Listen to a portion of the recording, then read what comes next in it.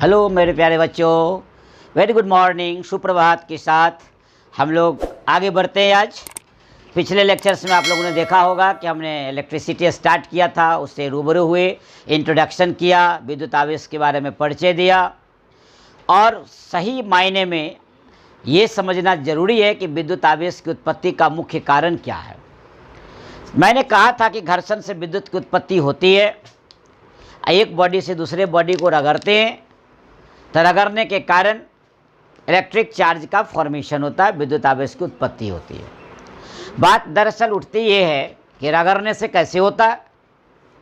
तो होता ये दरअसल है कि जब एक बॉडी को दूसरे बॉडी में रगड़ते हैं तो मुख्य कारण है कि उस बॉडी से इलेक्ट्रॉन का ट्रांसफ़र हो जाता है। जब इलेक्ट्रॉन का ट्रांसफ़र दूसरे बॉडी में होगा तो जिस बॉडी में इलेक्ट्रॉन प्रवेश करेगा उसमें इलेक्ट्रॉन की संख्या बढ़ जाएगी, ऋण आवेश बढ़ जाएगा। जिस बॉडी से इलेक्ट्रॉन निकलेगा उस बॉडी में इलेक्ट्रॉन की संख्या घट जाएगी, यानी ऋण आवेश की संख्या घट जाएगी, अर्थात वो धनावेशित हो जाएगा, और जिसमें प्रवेश करेगा उसमें ऋणावेशित हो जाएगा। तो ये कहने का अर्थ ये हुआ कि इलेक्ट्रॉन ही मेन रूप से आवेश की उत्पत्ति का मुख्य कारण है। अब मन में बात उठती है कि चार्ज तो प्रोटॉन पर भी होता है, तो प्रोटॉन क्यों नहीं इसका मुख्य कारण बना। बात तो सही है कि इलेक्ट्रॉन बना, प्रोटॉन क्यों नहीं। तो याद होगा पिछले ही लेक्चर्स में हमने बताया था कि प्रोटॉन और न्यूट्रॉन नाभिक में अंदर व्यवस्थित रहता है, और सबसे मजबूत बल, स्ट्रॉन्गेस्ट फोर्स इन नेचर, प्रकृति का सबसे मजबूत बल है नाभिकीय बल, न्यूक्लियर फोर्स। उसी से वो बंधा रहता है, इतना मजबूती से बंधा रहता है कि प्रोटॉन का ट्रांसफ़र होना संभव नहीं है। और इलेक्ट्रॉन कमज़ोर बल से बंधे रहते हैं, यानी इलेक्ट्रॉनों के बीच जो बल लगता है वो कमज़ोर होता है, वीक फोर्स है, इसीलिए इलेक्ट्रॉन का ही ट्रांसफ़र हो जाता है। अब तो क्लियर हो गया कि किसी भी एटम के तीन जो मौलिक कण है, फंडामेंटल पार्टिकल, वो है इलेक्ट्रॉन, प्रोटॉन और न्यूट्रॉन। इलेक्ट्रॉन पर निगेटिव चार्ज, प्रोटॉन पर पॉजिटिव चार्ज, न्यूट्रॉन पर नो चार्ज। तो वैसी स्थिति में दो ही पर चार्ज हुआ, इलेक्ट्रॉन और प्रोटॉन। प्रोटॉन है न्यूक्लियस में, इलेक्ट्रॉन है उसके चारों ओर। तो इलेक्ट्रॉन के कारण ही चार्ज की उत्पत्ति बनेगी, यानी उत्पत्ति का कारण इलेक्ट्रॉन ही होगा। Due to transfer of electron, electron का स्थानांतरण ही आवेश की उत्पत्ति का मुख्य कारण है। तो अब हम लोग थोड़ा सा लिख कर स्टार्ट करते तो ज़्यादा अच्छा लगेगा। विद्युत आवेश की उत्पत्ति का मुख्य कारण।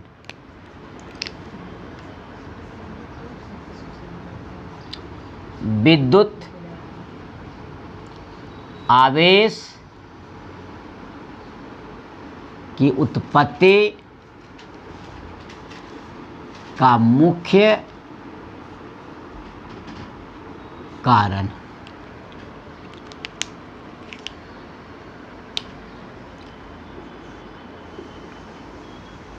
Main cause of formation of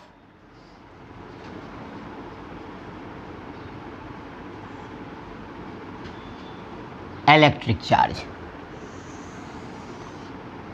main cause of formation of electric charge, विद्युत आवेश की उत्पत्ति का मुख्य कारण। हमने क्या कहा? Transfer of electron. कैसे? तो रगड़ने के कारण। बड़ा अच्छा लगता है रगड़ने के कारण, रबिंग। ऐसा भी तो हो सकता है, कभी सुने होंगे आप 8 क्लास में, 7 क्लास में, पिछले कक्षाओं में जब इसकी चर्चा होती है तो वहाँ कहा जाता है एबोनाइट का छड़ लो, उसको रेशम के धागे से रगड़ो,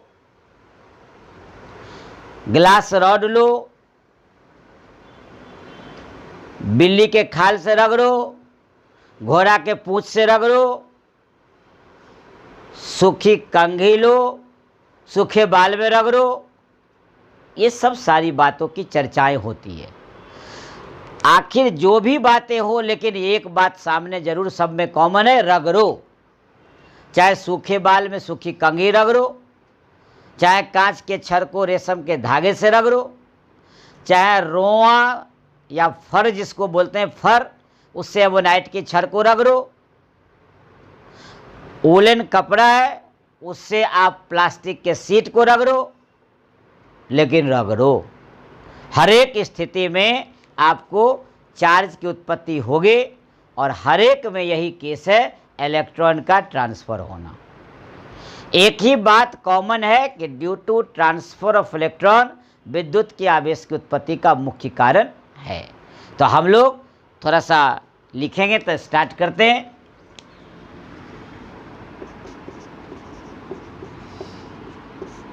इसका मुख्य कारण इलेक्ट्रॉन का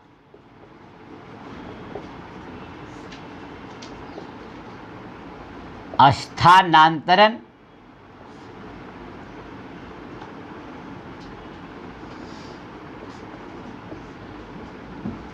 इसका मुख्य कारण इलेक्ट्रॉन का स्थानांतरण है।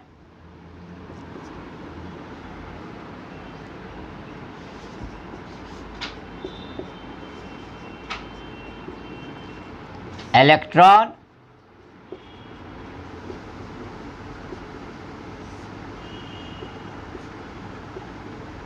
ऋणावेशित कण है।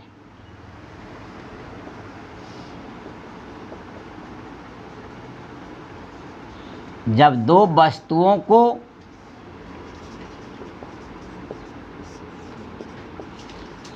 आपस में रगड़ा जाता है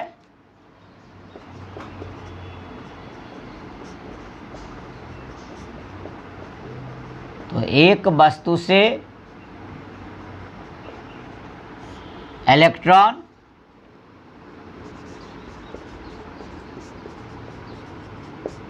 दूसरे वस्तु में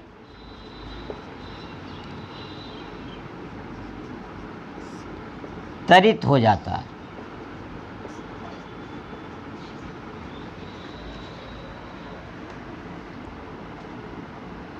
जिस वस्तु में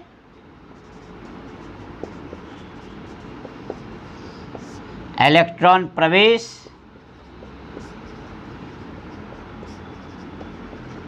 करता है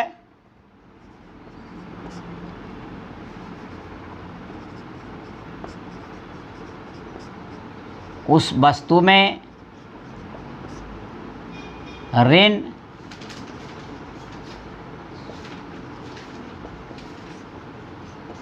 आवेशों की संख्या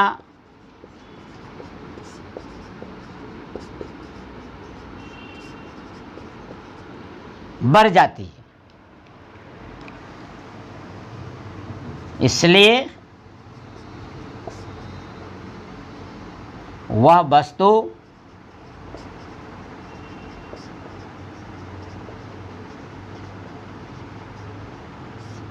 ऋणावेशित हो जाती है।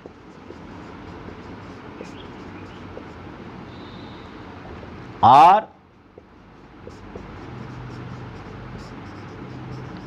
जिस वस्तु से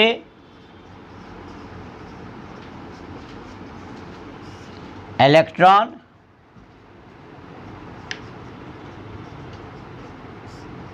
निकलती है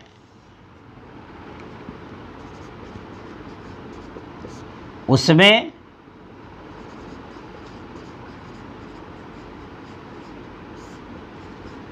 इलेक्ट्रॉन की संख्या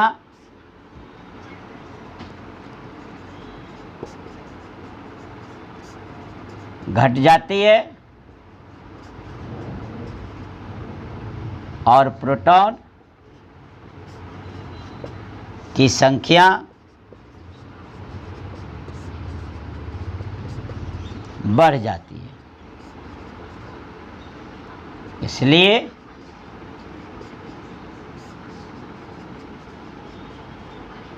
वह वस्तु धनावेशित हो जाती है।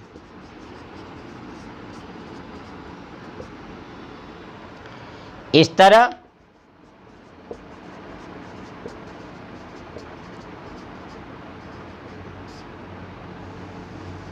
यह देखा जाता है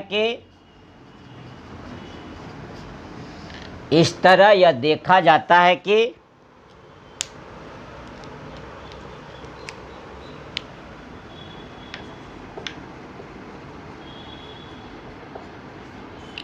इलेक्ट्रॉन की संख्या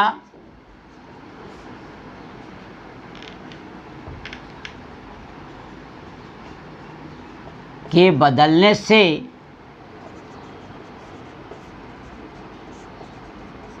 आवेश की प्रकृति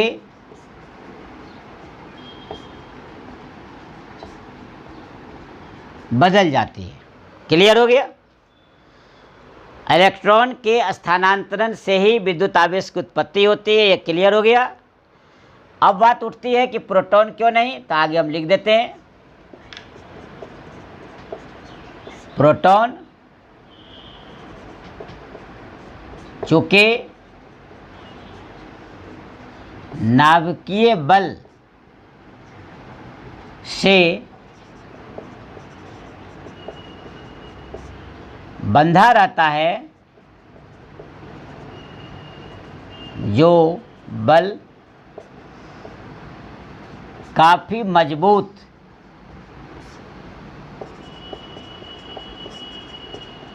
होता है, इसलिए प्रोटॉन का स्थानांतरण नहीं हो पाता है। अतः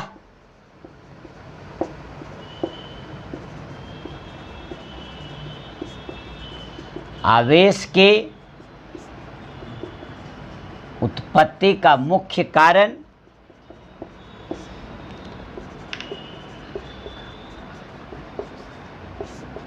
इलेक्ट्रॉन का स्थानांतरण ही है। क्लियर हो गया?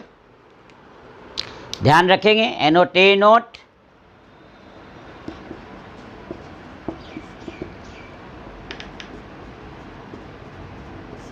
प्रत्येक इलेक्ट्रॉन पर 1.6 इंटू 10⁻⁹ कूलम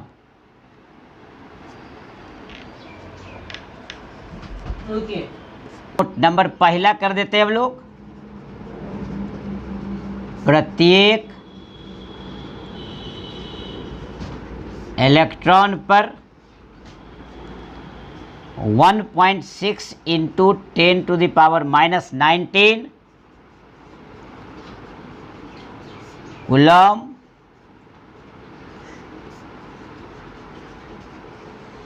ऋण आवेश रहता है, जबकि प्रत्येक प्रोटॉन पर 1.6 इंटू 10⁻⁹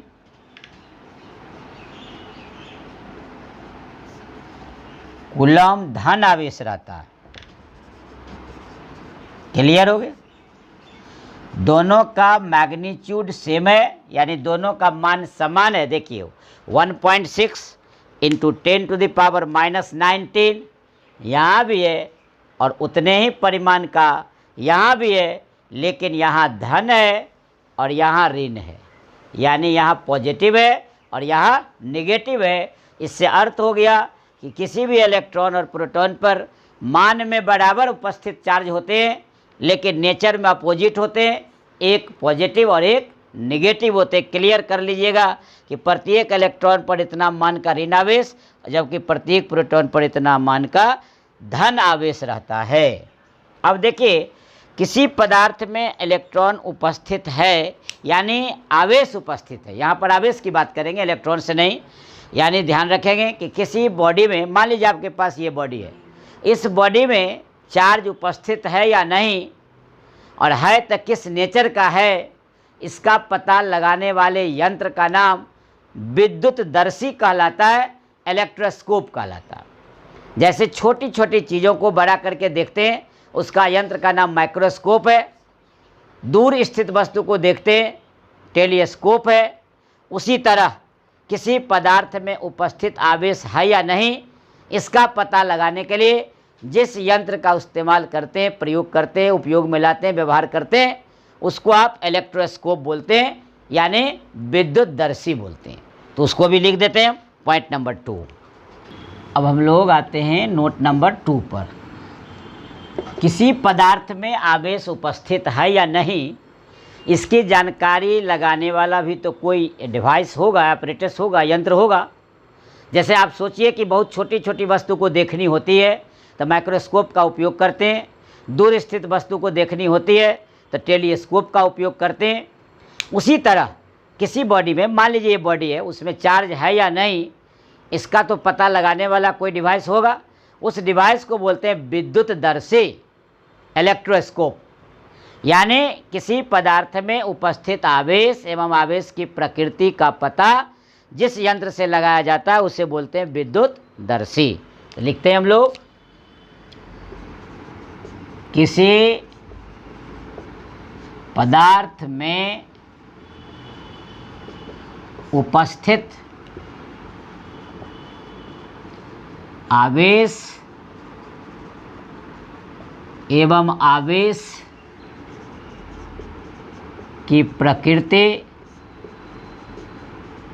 जिस यंत्र से की जाती है उसे विद्युतदर्शी, इसी को अंग्रेजी में बोलते हैं इलेक्ट्रोस्कोप।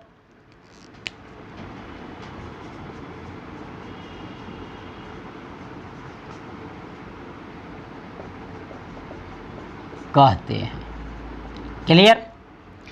अब अभी तक जो आप शुरू से अभी तक लास्ट मोमेंट तक पढ़ते आ रहे हैं, विद्युत आवेश की उत्पत्ति का मुख्य कारण, यही आज का टॉपिक था। तो उस टॉपिक को आप जो पढ़ते आ रहे हैं उसमें एक ही चीज़ कंक्लूजन होकर निष्कर्ष निकला कि हम लोग दो वस्तुओं को आपस में रगड़ेंगे, रगड़ने से इलेक्ट्रॉन का ट्रांसफर होगा, यानी आवेश की प्रकृति का पता चलेगा, आइदर पॉजिटिव या निगेटिव चार्ज होंगे। यानी विद्युत आवेश दो ही प्रकार के होते हैं, या तो धनात्मक या ऋणात्मक, धनावेश या ऋणावेश। उसी में से प्रकृति किसी न किसी की होगी। तो ये बताना रगड़ने से क्या होगा, एक धनावेशित हो जाएगा, दूसरा ऋणावेशित हो जाएगा। तो ये हमको कुछ ऐसा उदाहरण देकर दिखा दें ताकि पता चल जाए कि दो वस्तुओं को रगड़ने से आवेश की प्रकृति कैसे बदल जा रही है। हेडलाइन दे रहे हैं,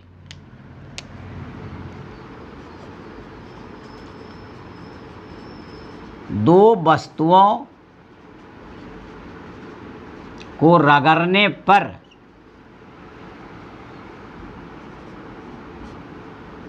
उन पर उपस्थित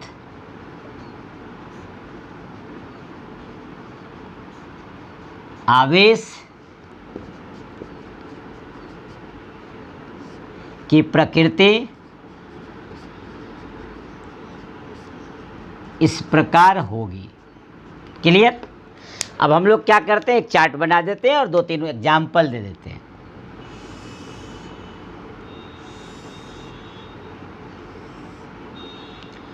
देखिए यहाँ लिखते हैं हम लोग धनावेश, धनावेश,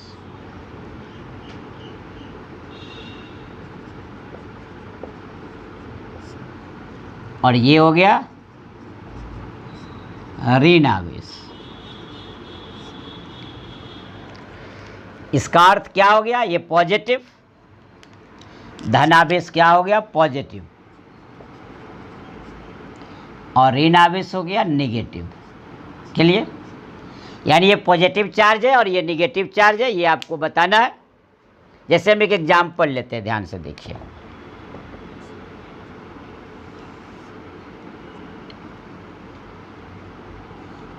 इधर लेते हैं हम कांच का छड़,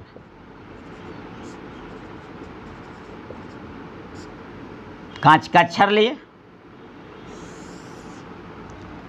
और इसको हम रगड़ दिए रेशम के धागा से।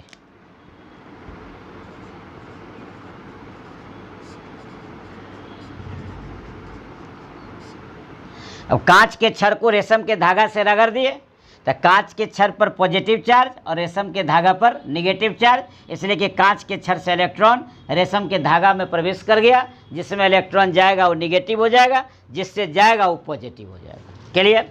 अब दूसरा लिखते हैं, देखिए रो है, रो ए, यानी इसको अंग्रेजी में फर बोलिए, रोआ, रोआ बोलिए, रोए की जगह रोआ, रोआ यानी फर, ध्यान रखिएगा। और इधर एबोनाइट लेते हैं हम लोग,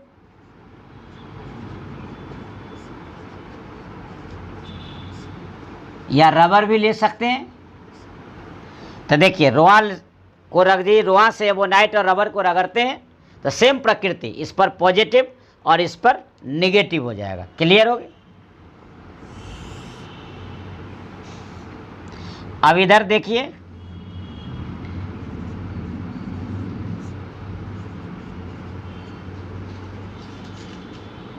ऊनी कपड़ा है, वुलन क्लॉथ, और इधर प्लास्टिक शीट है, प्लास्टिक। यदि दोनों को रगड़ेंगे तो ऊनी कपड़ा पर पॉजिटिव चार्ज और प्लास्टिक के शीट पर नेगेटिव चार्ज हो जाएगा। और लास्ट में हम लोग दिखाते हैं सूखा बाल है, ये सूखा बाल,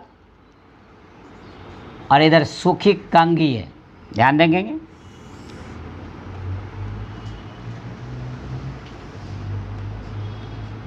देखिए सूखे बाल में सूखी कंघी से रगड़ते हैं तो बाल पर पॉजिटिव चार्ज और कंघी में नेगेटिव चार्ज आ जाता है।